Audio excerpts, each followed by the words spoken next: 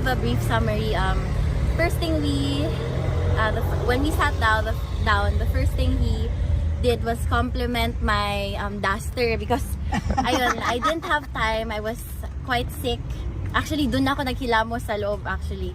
So he complimented my duster kasi it's the same one that I used to wear when we would sleep beside each other. So, thank you.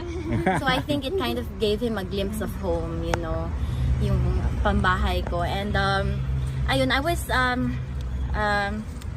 was blabbing about family, of course. It's the same thing. And then biglang may langaw. So, hindi siya nakikinig sa akin. He was, yung huli niya yung langaw. And then, sabi ko, "Hoy, are you listening to me?" Sabi niya, he was distracted today because of the fly, apparently. But, towards the latter part of our conversation, he's happy to hear that the family is doing well, and of course he was checking up on me because I told him before coming here I had to run to the pharmacy to get some medication. But ayun, he said as long as I'm doing okay, he's fine.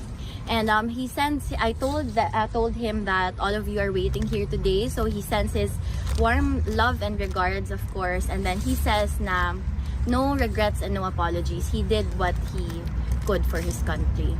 Yeah. So, and then ayun, hi daw sa inyo.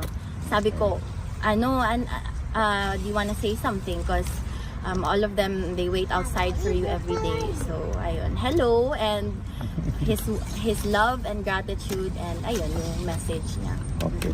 Now, can you accommodate the first timers at least for pictures? The first timers. Can we do it? Yeah. Oh, first timers. Go. And how is his health? Okay. His health is okay. He's eating. He ate before I visited, but I also brought him a few snacks again. This one. Yeah, Doritos. Okay.